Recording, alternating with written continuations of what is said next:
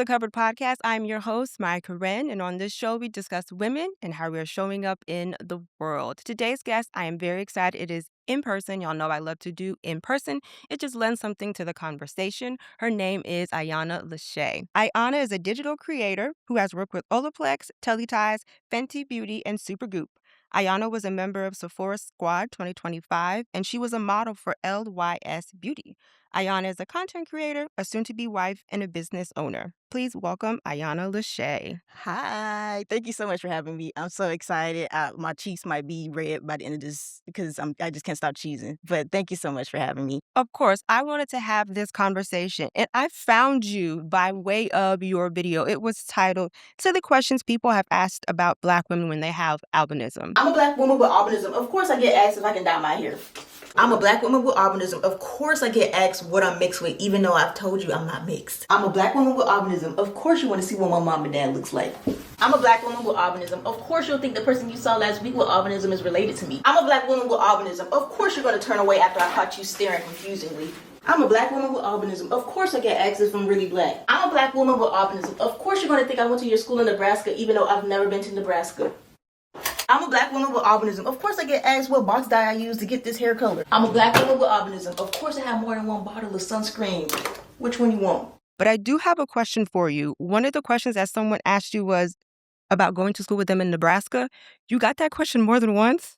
So the thing is with that video I made, it's to be funny because it's like a lot of people believe they've met me before, if that makes sense. Because Okay. albinism is so rare, so they might have met one person in their life, and they probably think I'm that same person. I'm Okay. like, no, I've never been to Nebraska. I have not been to your high school. I'm from Atlanta, Georgia. Okay, so that's just to be funny. I just chose Nebraska because it's just a random Yes, it out is. of the ordinary. So that's why I chose Nebraska because a lot of people think they've seen me You're a before. familiar face. Yeah. Okay. So when I saw that, I knew that there was definitely a story there. And I always like to start from childhood because I do believe that does shape who we become. So, but first of all, for those who may not know or may not be familiar, what is albinism? Albinism is the lack of melanin. So it is in any race, it is in any nationality. You don't have to be, black, white. It doesn't run in a specific race. So it's just a lack of melanin. Our bodies cannot produce melanin. There's different tiers of albinism as well. I don't want to go too deep into it today. It's about, I believe, 7, if I'm not mistaken. Okay. So that's why it ranges. So some people might have white hair, and African American, their hair is white. Some might have a sandy brownish color type of hair. Some might have a little bit more melanin in their skin. Some might have a little bit more melanin in their eyes. Like for instance, me, I have a lot more melanin in my eyes. I always get asked, why are my eyes brown? Because I have a little bit more melanin. It's in the DNA, okay? But yeah, that's the gist of what albinism is. Okay. Now, just doing a little bit of research, and you can extend how far you want, but there seems to be a couple of complications. Hair, there's no pigment there either, or it Yeah, so depends. with the hair, it depends. Cause like I said, like with my hair, it's more on the blondish side. I did my research. It comes from African descent, most likely. So some people with albinism that are black as well, they might have white hair. That means they don't have as much pigment in their hair. And some people might have a brownish, head of hair. So they have a little bit more melanin in their hair. So it all ranges. It depends on your genetic makeup. Okay. Vision. Is there like a light sensitivity? Hmm. It depends. Cause Okay. some days if it's too bright, I'm like, girl, it's bright outside. Like yesterday I was outside. I'm like, it is bright. I need to be wearing my sunglasses. But it be bright sometimes. So sometimes it is a light sensitivity Okay. depending on the day. Cause sometimes my eyes are a little bit more sensitive than other days. And then it depends on the person as well. Cause it does range. Cause like I said, with the eyes, the vision can vary. I've been wearing glasses since I was young, so I don't know if that helps with my vision a lot more. Some people with albinism, they don't wear glasses, so sometimes their vision might not be as, you know, great. So it just really depends on the individual. Okay. Skin. Like when it comes to sunlight, like we're in Yeah. the South. It's very hot. It's very sunny. Very Do you have to wear sunscreen every single have time you leave, to. even in the winter? Okay, I'm not gonna lie to you. My mom probably watching.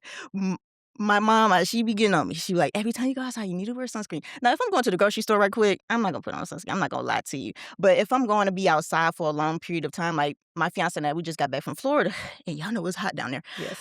I made sure I was lathered up in that sunscreen because I did not want to get sunburned. But Okay. yes, you're supposed to be wearing sunscreen 50, SPF 50 and up, every day, face, neck, lathered up. Your skin, if it's exposed, put it on, okay? But yes, have to wear sunscreen.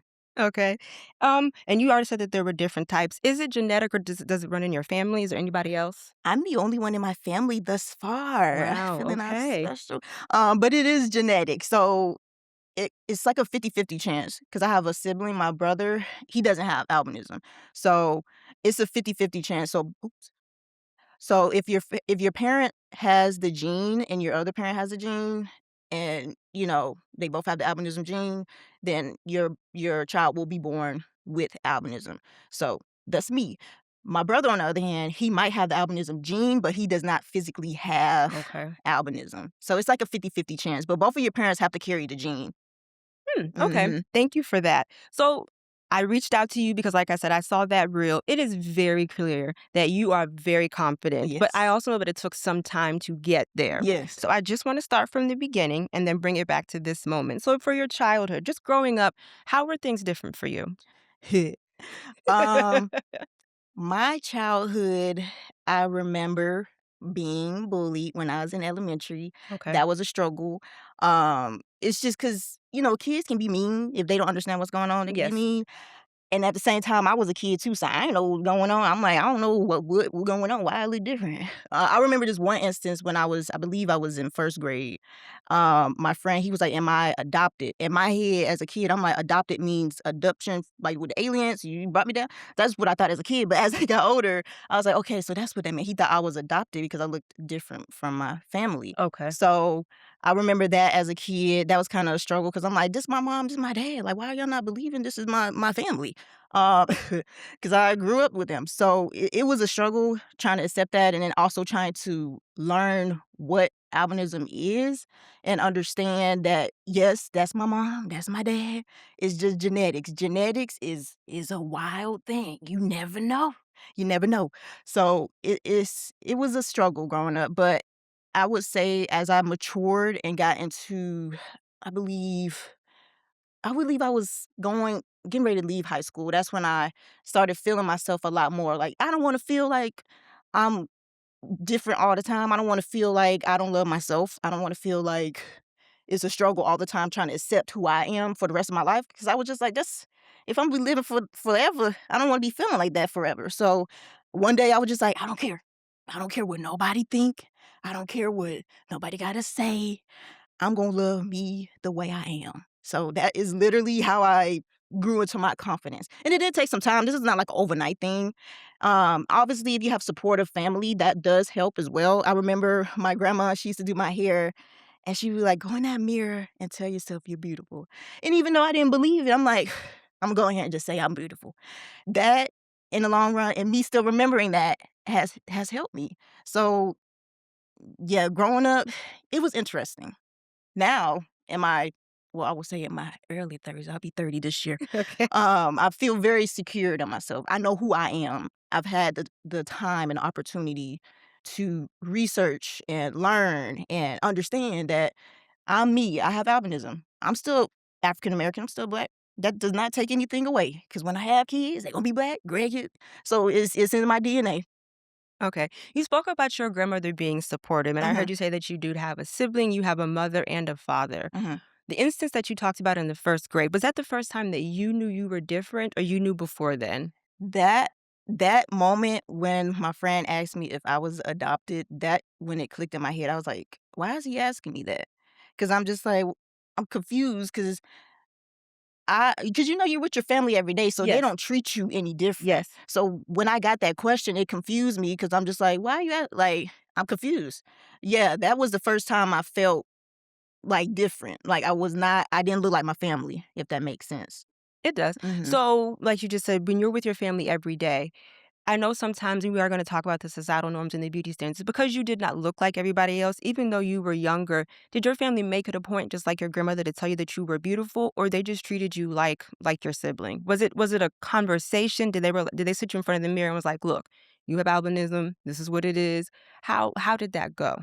Do you remember? So, honestly, I don't remember if there was, like, a sit-down conversation because 'cause it's been so many years. It probably has been, I just probably don't remember, I was probably so young, but it's just certain things from my childhood that I remember, like, immediately, like, okay, like, what instance, when my grandma telling me to go in there and say that, look in the mirror and say that you're beautiful, I remember that. I remember every time she used to do my hair, she used to braid my hair and my head be sore. And she'd be like, "Go in there and say you're beautiful." And I go into her bathroom and I just be looking in the mirror and I'm like, "You're beautiful." So that's one instance I remember, but I'm pretty sure my family has, built me up with the confidence. I just probably don't remember those conversations, but I do understand and I do remember my family did not treat me any different. Other than putting on the sunscreen, I do remember that, like, You need to go and come in here so I can put your sunscreen on, come and put your sunscreen on." Ugh, I used to hate that. But, but other than that, they did not treat me any different. They did not treat me, any different. I do remember to this day, my grandma still does this. She does not like when people stare at me at all. And Okay. I don't like when she does that because it just be drawing more attention. I honestly do not I'm not aware of when somebody's staring at me. If I catch you staring, and I'm be like, if I catch you staring again, I'm be like, "How are you doing?" Because what's going on? Because most times people stare because they think you're beautiful. Yes. So sometimes when I catch them staring, they be like, "You're so beautiful." I'm like, "Thank you." Just say that.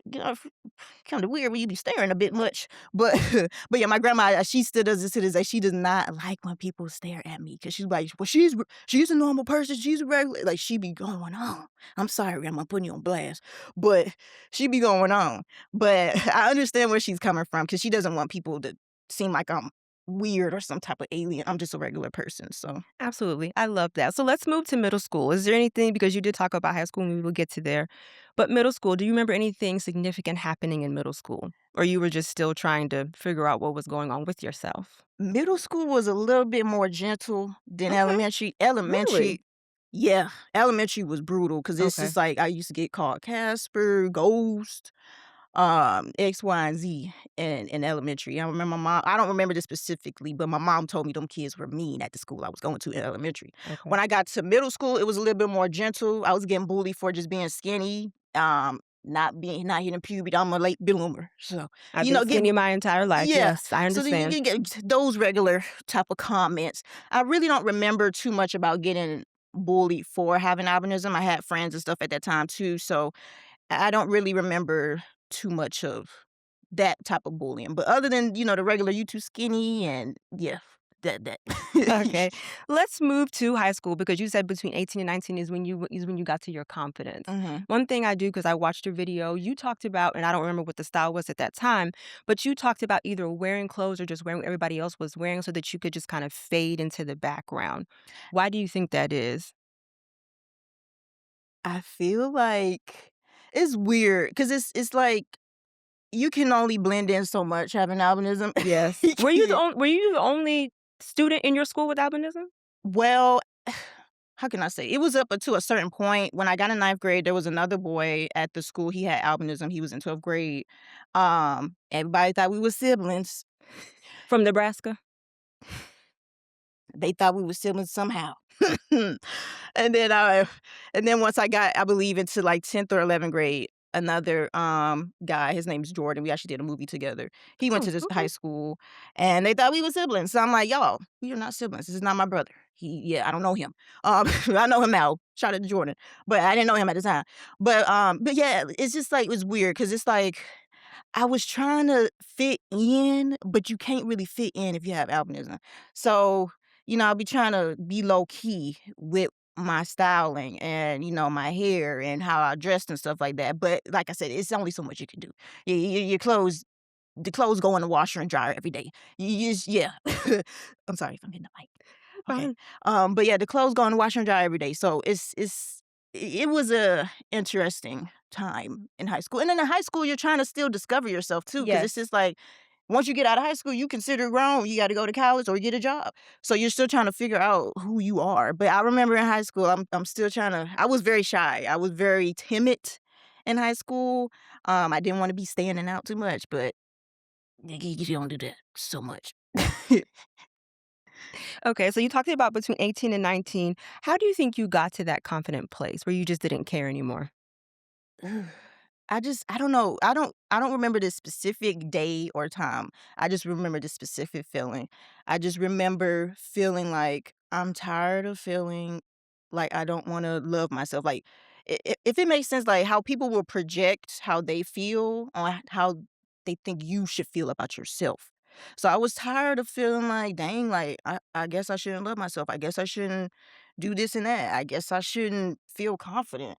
And I was tired of feeling like that because I'm like, your thoughts on how I should feel about myself, that don't got nothing to do with me. So I just one day I just literally felt like in my heart, I'm like, I don't want to feel like that for the rest of my life. Like imagine if I did not have that feeling at the age of 18, 19. 10 years from now, I'll still be feeling like I wouldn't be sitting here. You still be I searching. wouldn't even, yeah. So I just literally just felt in my heart like I don't want to feel like that for the rest of my life. I don't want to feel like I don't want to love myself. I don't want to feel like I don't wanna have like, I wanna look good and feel good. So I just one day, I'm just like, "I don't care." And I believe I was in 12th grade, we getting ready to graduate, and I'm like, "I'm not gonna see these people anyway. I'm not gonna see these people for the rest of my life that feel like I should not love myself." Well, now we got social media, so you can, so but, at that time, I was just like, "I'm not gonna see y'all once I get out of here, so I don't care what you have to think. I don't care what you have to say." I remember that exact feeling, and I was so proud of myself for Can you describe it? the feeling. I don't know if the word is euphoric or having, like, I don't even know the correct wording, but I just had this feeling of just, like, being tired. Stepping into your own. Yes, like, I just felt tired of feeling like not loving myself, not having that confidence. I just felt tired. And I'm just like, I don't want to feel like that anymore. So I'm just like, after that, I went ahead and started my natural hair journey because that's one thing that helped me with my confidence, I would say, is my hair. And I know hair has such a deep meaning. It Some people does. feel like it doesn't, but in my case, it does. Because I It started absolutely going does. natural when I was, well, my second time started going natural was around 11th grade, and I started growing out my hair, growing out my perm, and, embracing me naturally. And I feel like that really helped me grow into my confidence as well. Because Okay. growing up, I ain't had the best head of hair. It was burnt. It smelled burnt. It was thin. I ain't had the best head of hair because of the relaxers. But once I, took that into my own hands and started taking care of myself, growing out my hair and seeing my natural curl pattern and seeing my hair so big and voluminous, that just brought my confidence even higher because I'm like, well, my hair looks good and I'm feeling good. So yeah, I really remember that. I love that, and we were gonna talk about natural hair later, but this is the perfect segue. So you are natural. When's the first time you got a relaxer? I was 9. Oh, I want to say, five. Wow. 'Cause I remember there's a baby picture of me holding my brother in the car seat. We're doing a family photo. I believe I was 5 because my hair was straight, it was bone straight, unless my mom flat ironed it, but I feel like that was a relaxer. But I believe it was 5 years old. Wow. Mhm, So you said that you went natural in 11th grade. mhm. Why?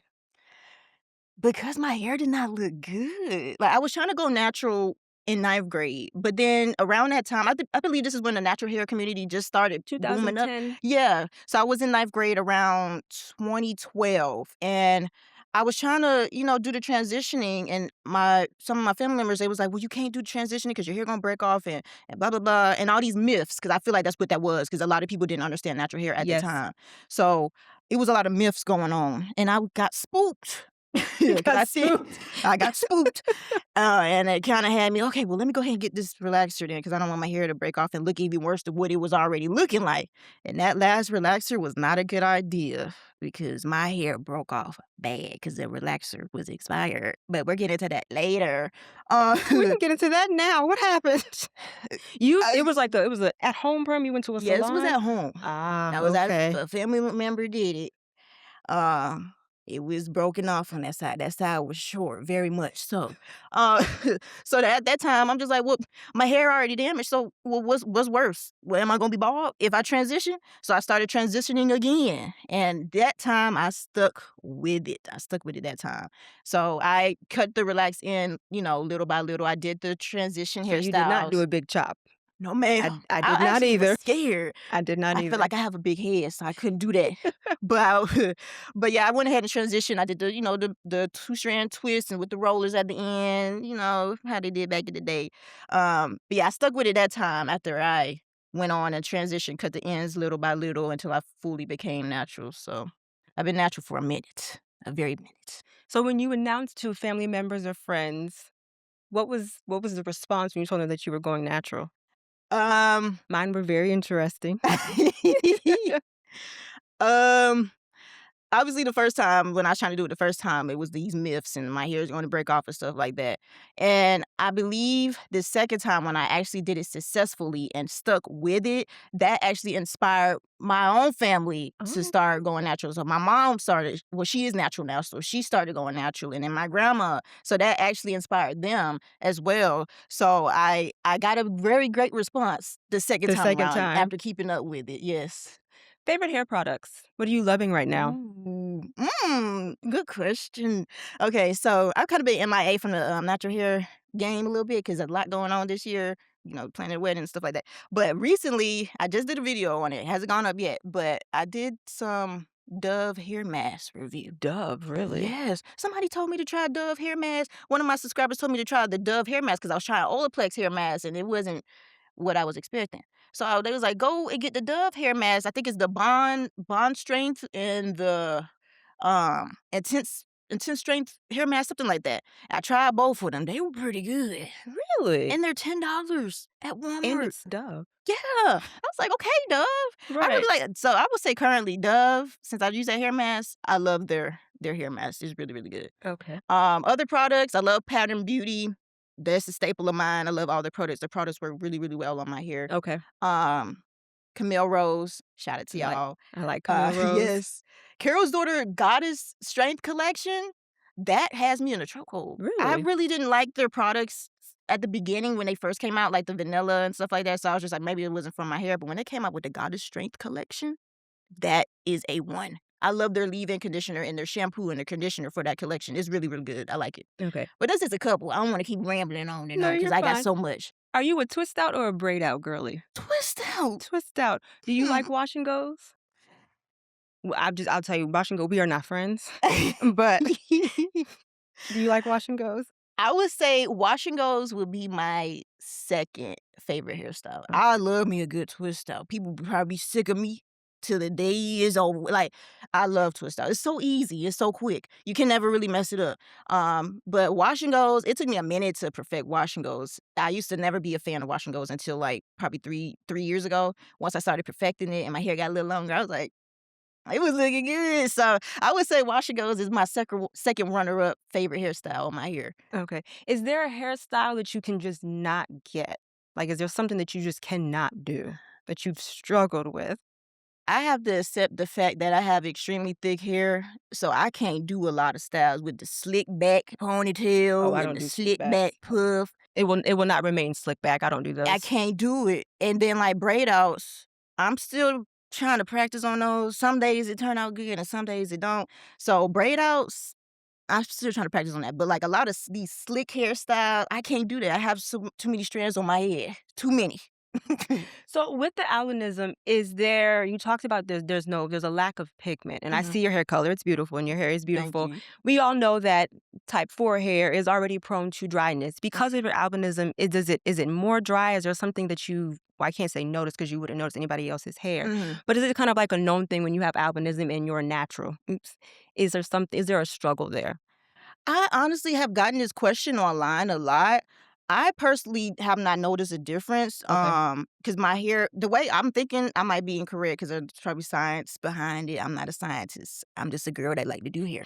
But in my personal experience, I just feel like my hair isn't chemically treated, so I feel like it's not going to be as dry as somebody that chemically bleaches their hair my shade of blonde. Yes. Um, I just learned how to moisturize and keep my hair moisturized as I was continuing my natural hair journey. So I do get that question a lot, but me personally, I haven't noticed a difference as far as like if it's extra dry or extra brittle and things like that. Um, that's that's just what I've noticed. Okay. Yeah. You're stranded on an island. What one product are you gonna take for your hair? Oh gosh. Just one. One? Yes, one. Um, I would have to say I gotta take a leave-in conditioner, but which one? There's so many good leave-in conditioners. Gosh. I'll just say currently, I would take the pattern leave-in conditioner because that's what I'm using and that's what I'm seeing in my eyes right now. The pattern leave-in conditioner, she gonna keep you moisturized for a little bit, but you need something to seal it in. But, if you stranded on an island, just put that on your hair daily, you probably be good until you get home. I'll say the pattern leave-in conditioner. Okay. So you said that you were natural around like 11th grade? Yes, mhm, 11th grade. Okay. So you got your confidence because of your albinism. You are now natural. You are loving life. You're confident. Did you go to college? I did. Okay. What did you go to college for? I actually went to college to be an illustrator, so my, bachelor's degree is in illustration and design. I've been drawing since I was little, so that was something I really wanted to go to school for. Okay. So on campus, this is a new environment. Mhm. Were there any situations, questions, situations? Were you the only one? Surprisingly, college was really nice. So, I believe well, up to a certain point, I was the only one there that had albinism, Okay. and I went to a art college, so, creative people there, everybody has a creative It's mind. already different. Yes. Yeah, so, there was photography as a major there, and everybody wanted to be me in the modeling and take pictures, and, I did wanna try and do modeling at that time, so I was very excited, and then there was fashion as well, so everybody wanted me to model their clothes and be in their fashion show and stuff like that. You were everybody's muse. Yes, I was like, "Okay, let me," and that actually helped me with my confidence as well because I was starting to play around more with my hair and do my makeup more and stuff like that, and actually going to this art college helped me too because everybody wanted to take pictures with the photography, get their practice in, and wanna model for the fashion students and stuff like that, so that really, really helped me with my confidence. I have so many of those pictures still, but yeah, college was really, really nice. I love Very that. I yes. like that. Okay. So you graduated college. Mhm, Well, first, you graduated college, you got your bachelor's in illustration. mhm. What was your plan to do? Like, what did you want to do with that degree? See, that's actually crazy because I was thinking about this the other day.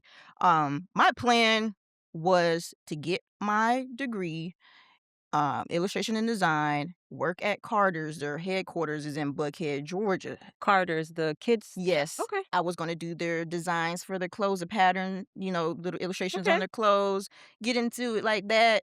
Unfortunately, they declined several times. I was trying to get an internship and all that stuff up there. I'm like, I got the credentials. Uh, but stuff don't work like that. And God has a different plan for you. So that was literally on my mind, trying to get up there for the longest time. And I had to take a turn, go work at Bath& and Body Works, which was a great experience. I love working at Bath& and Body I can Works. only be in that store but for so long when I start sneezing. I don't know. It's so many smells. It is a lot, but I have to put myself out of there because I can't go in there because 'cause I'll be up in there, get the candles, the hand soap, and all that stuff. But I had to work there for a little bit, and then I ended up getting casted for a movie, and then it's just like it's so weird how God works because 'cause I'm like, my plan was to get in Carter's, work, save, buy a house.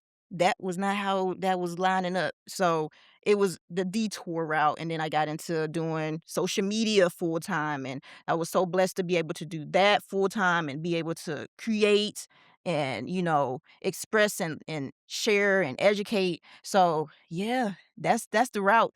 That's the route God put me on. Okay. Beauty standards and societal norms. And we were talking about this before we started filming, but you talked, and we will also get into social media because you said that when you started posting on social media, Mhm, you are not the societal norm or you are not the beauty standard. mhm. And you actually said that when you started posting and people saw that you were confident, they did not like that and they feel threatened. Yeah. Talk a little bit about that. Where do you think that comes from?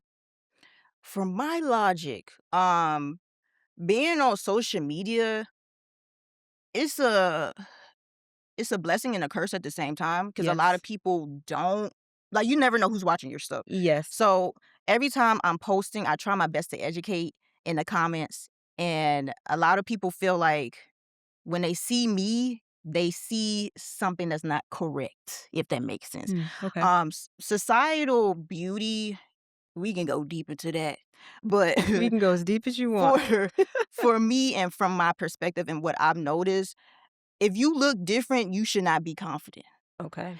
So, growing up, I did not see a lot of people in media that look like me. So I always thought, well, dang, am I not supposed to be in beauty? Am I not supposed to be this and that? You're not the societal beauty, if that makes sense. So now that I'm on social media and I have all this confidence, I feel like now they might be trolling, but trolls, they be having stuff crazy to say. But I realize me being so confident in myself, that bothers a lot of people because I feel like they wanna project how they feel about themselves onto you to bring you down a notch. Because 'Cause you're not supposed to be confident. Because you look different. You look like this, you look like that. You have a disability, you look like blah, blah. You're not supposed to have confidence. You're supposed to be that's what I honestly feel. So, I try my best to because social media is actually insane. It Um, is. it's insane, but it's a beautiful place because I At the wouldn't be same where I time. am without it. Absolutely. But you have to have a certain line to where you have to understand that these people, they don't know you. So there's always a person out there that might be ignorant and might have never seen somebody with albinism, and I'm the first person that popped up on their page. Yes. And there's a lot of ignorance and myths and things like that around albinism as well. But yeah, I always felt in my heart when somebody sees somebody so confident and they look like me or just don't look like society's beauty standard, that bothers them. That bothers them, and they have to bring you down a notch. But don't let it bring you down. Please don't let them comments get you. Please don't let them comments get you because it will have you spiraling. So that's what I keep a balance with me when I'm online. I try not to dig too deep into these comments because I don't know them. They don't know me. It's either block or delete. So that's just how I operate online.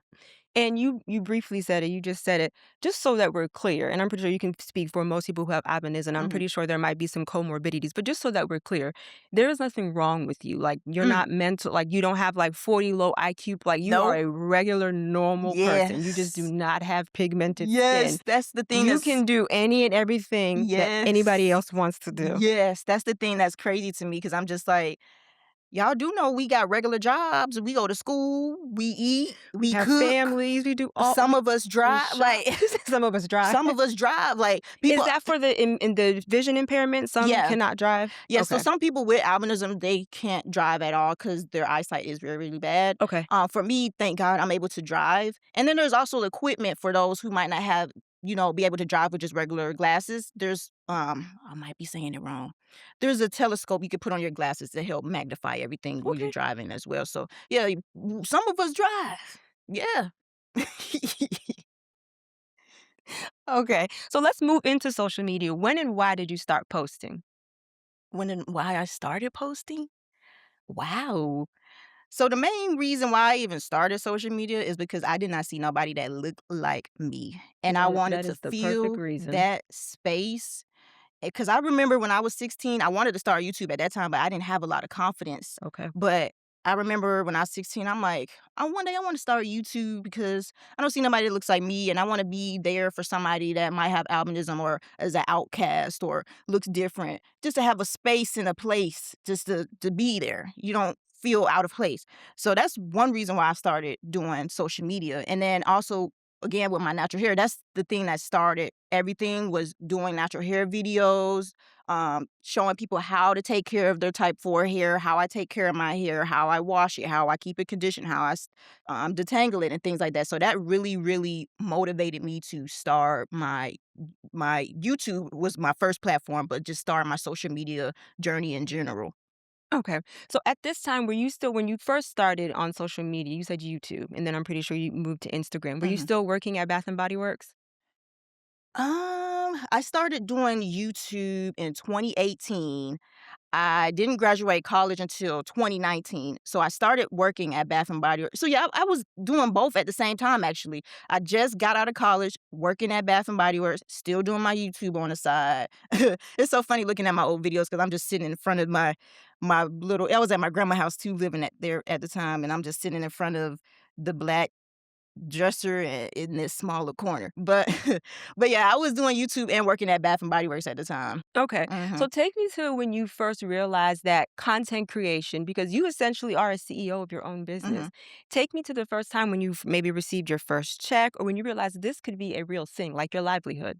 I That's crazy because like, I literally didn't know you can actually, like, make money until 2021. Okay. Because I left Bath& and Body Works in 2021, I believe, and that was, like it that was a weird time because COVID and all this stuff, but I left Bath& and Body Works in 2021, and that's when I started working with a lot more brands and, getting more partnerships. But when I first started out doing social media, I was lowballing myself real bad. We all were. I'm like, "Okay, I'll just want $300," and somebody was like, "Girl, what are you doing? That is too low." I'm like, "Oh, well, I don't know." But as I got, started learning more, I'm like, "Wow, you can really make okay." So, yeah, I that was you live and you learn. That was a live and you learn lesson. But, yeah, I didn't know until, like, 2021, around that time that you can actually make a living off of social media. Okay. So take me to your first paid collaboration Mhm, when you did not lowball yourself. Was that mhm. a full circle moment for you? It was What company was it? Do you remember what it was, the first one? I remember mine was Shea Moisture. I wanna say Eden Body Works. I have not heard from Okay. Eden Body I'm Works in familiar with them. years. I'm Their familiar products with are them. so good. I gotta go back and start using it. I believe it was Eden Body Works or Curls. Okay. It was either those 2. And I'm like, "Okay, like, I'm able to do what I love and get paid for it." So that right there was definitely a full circle moment. Mhm. Okay. Whenever are you represented by an agency or have you been looking? I'm not with an agency currently. I was, but, you live and you learn, go in your separate ways. But I'm currently doing my own thing right now by myself. So yeah. Okay. So has there ever been a situation like when a company reaches out to you or you reach out to them where they're not quite sure of your albinism? Has Mhm. there been like any comments? Are they a little hesitant to work with you? Honestly, I have not had any experience like that before. Um, I realize like some brands, being a content creator, you always get a lot of PR, Yes. and I feel like some brands don't really do their research on who they're sending their products to. No.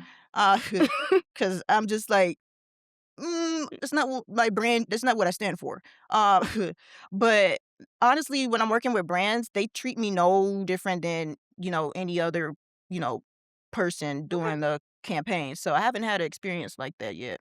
I love I that. say yet. You said, yeah, you Yes. you might, you might. So you were a model for LYS Beauty on a photo shoot for a new product, and I believe I saw you. It was either on the Ulta or the Sephora Yeah. website. So this was probably a full circle moment, just like we were talking about Yes. in the beginning of this conversation. But what was that experience like? That I love LYS deep down. I love their team in general. I have a very good relationship with their team. But when I seen that they are located here in Atlanta, I'm like, okay, Oh, perfect. And okay, they had the casting call for their concealer that's out now. And I'm like, okay, perfect. Because I want it to be obviously the lighter shade. So I want it to be able to represent that for their campaign. So, I applied, I got in, they accepted me, and we went for the photo shoot. Everybody was so nice. It was great vibes. And once the photo shoot was over with and they launched the concealer that October last year, I just all these emotions just came over me. I saw my face on Sephora website, even though I was part of Sephora Squad in 2022. But it's just like seeing yourself on the Sephora website representing like the lighter shade that they had, like that just. I'm still excited about that. Now that I'm thinking about it, I had such an amazing time, and that just was a full circle moment for me absolutely. because you never see a lot of people with albinism. Well, now you do, but back then when I was a teenager, I did not see beauty anybody with albinism modeling beauty products at all. So being able to do that with LYS was such a full circle moment for me because I just felt complete. I felt like I made myself proud. My 16-year-old self was so proud. And I'm also happy that, my community, people with albinism was proud of me as well with that because it's just like you don't see that. It's very rare. So it was a beautiful moment for me. LYS, the beauty, that is makeup. Yes. Okay. I have on mascara and an eye stick. That's it. I'm terrible when it comes to makeup. You look good Thank though. you. Thank you. But you are a makeup girly as well. So when it comes to products and with your albinism, is Mhm. there certain things that you need to look for or certain things that you need with your products? Yes. Number Outside of the one, sunscreen? yeah. Well, I was about to say number one, you need SPF. Okay. But the thing too with albinism, if you find a product that works, I usually stick with it. Okay. So LYS, for instance, they have a foundation stick, and I love their foundation stick. I have it on today. Can you tell? Because there's no orange, yellow, or blue. Like it looks so good. Because usually when there's a light complexion product, it is orange. I remember the first time I got my makeup done at a beauty station in Stone Mountain Mall, was Stonecrest Mall. My face was orange. Like an It was orange. like an Oompa Loompa? Yes, it Mm. was orange. They thought S that was okay? mm, Okay. that was a teenager back then, so it was back in the day, but they've progressed a lot Okay. currently. But I would say makeup has came a long way, especially for Just in those. general, it has come Yeah, a yeah, long in way. Okay. general, it has came a very long way. But now currently, I feel like if I find a product that works for me, I'll go ahead and stick with it. Because it is hit or miss sometimes with these complexion products because we're so fair. Some of us are very fair that is kind of hard to find a complexion product. So when I find one, I stick with it. And then like I said, albinism ranges. So there's some people that's lighter than me, and Wow. what I Okay. like to use, it might be too dark on them. So yeah, there's still work that needs to be done in the beauty community. A lot of work, not just on the lightest end, on the darkest end, throughout. But yeah, when I find a product, I stick with it. Is there something in your product or there's something in your makeup is there something that cannot be in your makeup products, either just because you have sensitive skin or because of the albinism? I haven't really noticed. So with me, I'm not really. I'll probably get there eventually. Look at the list of ingredients in the back. But there is certain things that I need not to use, if that makes sense. So Okay. if I start feeling like my skin is looking irritated, I'm not using the product anymore because I have very sensitive skin and I don't want to be looking red like a tomato and that's it. So there is certain beauty products I would say and skincare as well because I love doing skincare that I cannot use because it's too harsh on my skin. Okay. Mhm. You have to come out with a makeup product tomorrow. The money is there, the audience is there, Yeah. the branding is there, the colors are there. What's the name of it and what is the Ooh. product? Ooh. Ooh. Okay, hold on, hold on. What is the name of it and what is the product? I love me a good eyebrow product. So number one, it'll probably be an An eyebrow product. an eyebrow product? Okay, well, your eyebrows do look Yes. good. I I love know an nothing eye. about eyebrows, but they look good. Look, I love an eyebrow product. And what would the name be? I'm probably playing, but it'll probably be Browlicious by Shay. Browlicious by Shay. Yeah.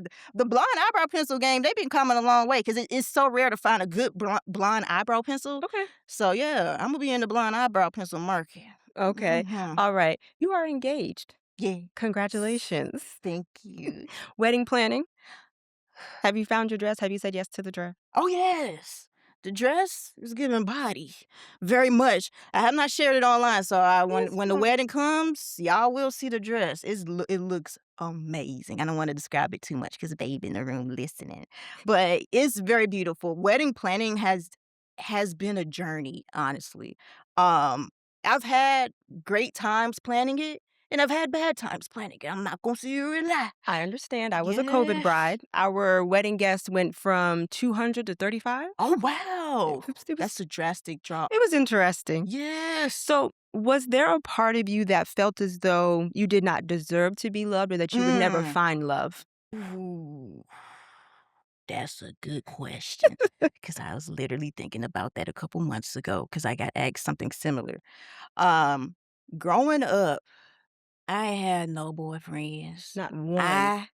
I had probably 1.5, One in a 'cause I don't know what type of situation that was in high school. situationship? In Is that high what s the point 5 came Yeah, from? Okay. high school.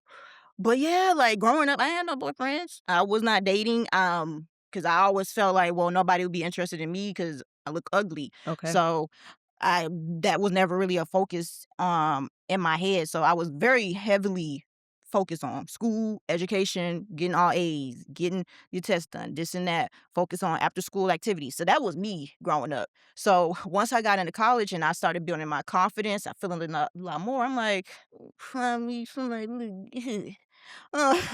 but yeah, I started feeling a lot better about myself and I felt like I am deserving of love. I don't wanna feel like I don't deserve love because I feel like I'm ugly or I feel like this and that. Like, everybody is deserving of love. So that took me a minute actually to, see that within myself, and I feel like that just stems from my lack of confidence within myself, is feeling like if I'm ugly to myself, why would this guy like me if he probably think I'm ugly too? But that's just your inner thoughts. But yeah, and I didn't date at all At like all. that when I was a kid. Okay. Mhm. Okay. How did y'all meet? Babe and I, we met in college. Oh, I think okay. I was going into my was I going in my sophomore year? I believe I was going into my sophomore year. We were at the Sandy Springs MARTA train station, and he just started his first day.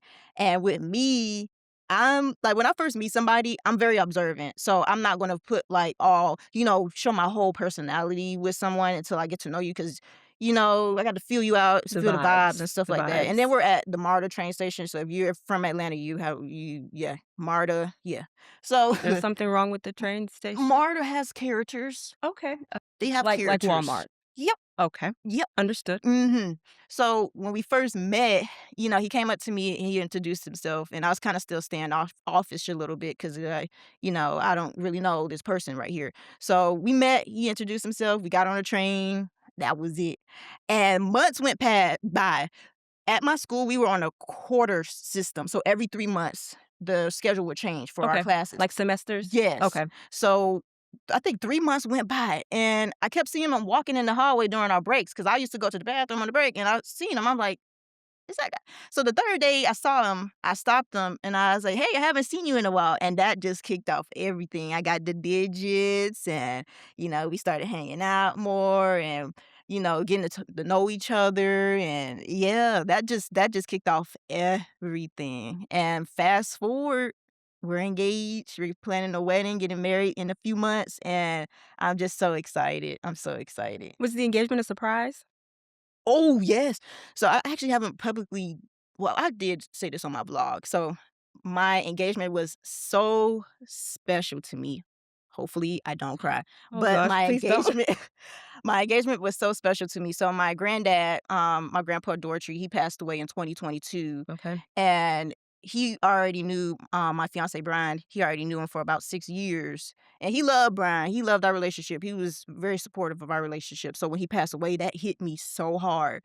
So my granddad's birthday is August 4th, and this past August, we were in Macon. That's where majority of my family that's where I'm from, Macon, Georgia.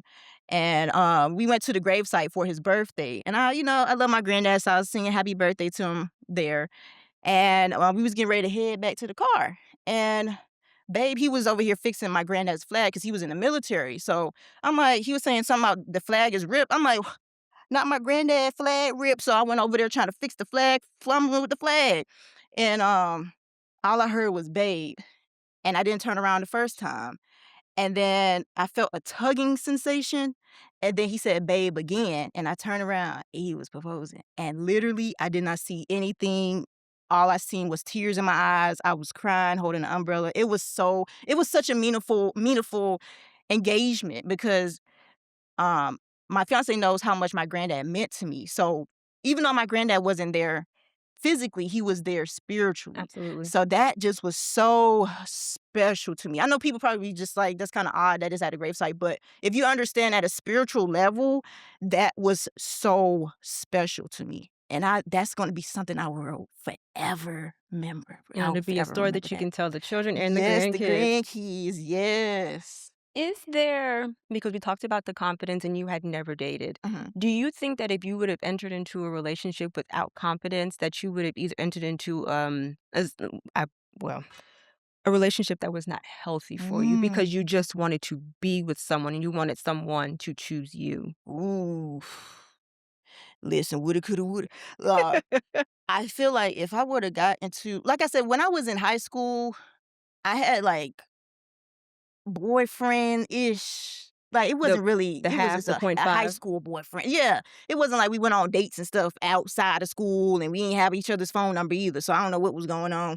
But, I feel like it probably wouldn't have turned out correctly Okay. because even though you feel like you have feelings from for somebody, you don't love yourself is not it's not gonna complement each other because it's like how am I gonna love you and I don't love myself. So how I have to learn how to love. You learn how to love by loving yourself. You learn how to love somebody else by loving yourself. So once you have that love for yourself, loving somebody else will come easy. So I feel like if I did not, that would have been a mess actually. Cause now that I'm thinking about it, it was just like I was still nervous. I didn't have no confidence. I was still cautious about my body because I was so skinny back then. Not wanting to be seen, trying to Yeah, so blend I in. it would have been a mess. They would have been like, "Who is this girl and why?" Okay. I watched another one of your videos, and you can expand on this or not if you don't want to, but the word albino. Mhm, I was listening to your video, and I guess we can label it, or you think it is a negative or derogatory term. mhm. Why do you say that? I personally feel like that because growing up, hearing that word, it was always some foolishness attached to it. "Oh, look at Okay. that albino girl," or "You're so beautiful for an albino girl," or, it "Are you albino? Is your parents black? Like, what's your parent" like, every time I heard that word, it was negative, somebody saying something negative afterwards. So, now that I'm an adult, I honestly feel like it's not respectful, in my opinion. Some people might feel different because some people with albinism, they don't care if you call them albino, but everybody is different. I like to be, person first, person with albinism, if that makes sense. And I feel like it's more respectable because albinism is not the only, you know, condition. There's vitiligo. You never see anybody with vitiligo being, called by their condition first. Okay. So that is why I do not like the word albino. When people say it, I do correct them now that I'm older. When I was younger, I was kind of like hesitant, a little bit, but I'm about to be 30 years old. I'm gonna correct you if you like it or if you don't. You can talk something new. So yeah, that's the reason why I don't fool with that word. Okay. That makes sense. That Hmm. makes sense. That's understandable. That's your experience. Yeah. All right. Some rapid fire questions. Are you ready? Yeah. We went through some of these already. What was your favorite campaign? Beauty campaign? Paid? Hair or beauty? What's one beauty and one hair? Does it have to be paid? I would say my favorite campaign far as beauty would have been hold up. I was okay. Okay. Amika. Okay. Okay. Amika, they're a hair beauty Yes. brand. I went with them last year for first time to New York Fashion Week, so that was Ooh. awesome. My favorite beauty far as makeup. Ooh. I would have to say LYS because that whole photo shoot, I love LYS down. I never did a personal partnership with them, but that whole concealer campaign, mhm. Okay. Favorite sunscreen? Ooh, Supergoop. Supergoop. I've used Supergoop. Have you tried Yes. Black Girl sunscreen? I have not. I don't know why I haven't tried it out yet. I've tried Black Girl sunscreen, but I do like the Supergoop as well. Yes. Okay. Do you have a favorite pair of sunglasses? My sunglasses are prescription based, but I Okay. have my driver sunglasses and my sunglasses when I wanna be out looking cool. I got my Okay. Versace sunglasses, they pink with the pink lenses, and I got my driver sunglasses, they Ray-Bans, and they have rainbow lenses, so Okay. mhm. Do you have a favorite color to wear? What Favorite what color? brings out your complexion? I would say, right now, I just like a bright blue color because it goes so well with my hair. It just complementary colors, okay? Blue and yellow. Blue, a bright cobalt blue. Okay. What's a fun fact about yourself that has nothing to do with albinism? Fun fact about myself. A fun fact about myself, I love planning. I love writing in a planner. I have to have a Okay. planner because especially now, because I got so much stuff going on in my head, forgetting stuff, planning. I love writing in a planner. That's something I've been doing for about 5, 6 years now. Keep me on track, what I need to do that day, what I need to do that week. A physical planner? Yep, I physical. I agree. have to have physical. I know there are a lot of great digital planners out there, but I actually like writing things down and checking them off. Yes, My mother and physical. I had this tradition every year she buys me a planner. Okay. I love that, I love that. I love that, I love that. Last bit of advice. There is a young man or a young woman sitting at home. They don't want to go for the job. They don't want to approach that person to say, "Hey, you're cute." They don't want to Mm, start posting on social media. Essentially, they don't want to be seen. Like you mm, were talking about before, they don't want to fall backwards. mhm. They want to blend in. What advice do you have for them?